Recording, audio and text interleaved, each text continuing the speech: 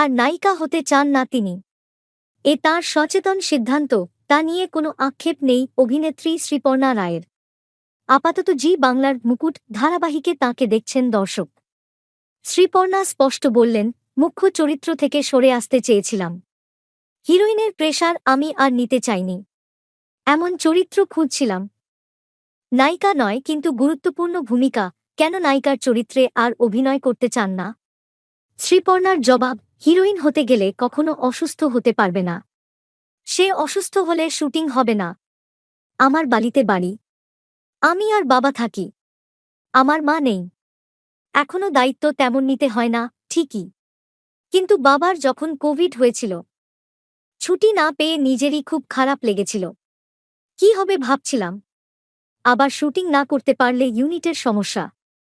প্রায় ১২ বছর কাজ করে আমার মনে হচ্ছে এবার একটু বাড়ির দিকটা সামলানোর জন্য সময় দেওয়া উচিত। আঁচল ধারাবাহিকে প্রথম কাজ করেছিলেন শ্রীপর্ণা। প্রযোজক তথা পরিচালক স্নেহাশিস চক্রবর্তীর সঙ্গে কাজ করতে চেয়েছিলেন। ইচ্ছের কথা জানিয়েছিলেন তাঁকে। মুকুটের চরিত্রটা সম্পর্কে দাদা তেমন কিছুই বলেননি আমাকে। আমি ওকে গিয়ে বলেছিলাম, দাদা আমি আপনার সঙ্গে সপ্তাহে ৫ দিন কাজ করতে চাই। আমার আগের প্রজেক্ট কুড়ি খেলা শেষ হওয়ার পর উনি বললেন, আমি একটা কাজ করছি। আমি আর কিচ্ছু জানতে চাইনি। কেরিয়ারের শুরু থেকেই দাদা আমাকে তৈরি করেছিলেন। আমি যেমন চাইছি উনি তেমনই কাজ আমাকে দেবেন, আমি জানতাম।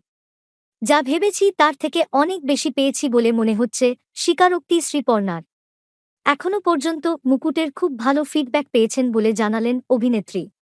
কস্টিউম হোক, ঠাকুরের জায়গা সাজানো হোক, ছোট ছোট জিনিসেও স্নেহাশিসদার নজর থাকে। নারী পাচারের মতো বিষয় নিয়ে কাজ হচ্ছে। এসব নিয়ে বাংলা টেলিভিশনে আগে কাজ হয়নি কখনো। এমন একটা কাজ করতে খুব ভালো লাগছে, মতো তাঁর। মুখ্য চরিত্রে অভিনয় না করার সিদ্ধান্ত কি প্রতিযোগিতায় পিছিয়ে দেবে?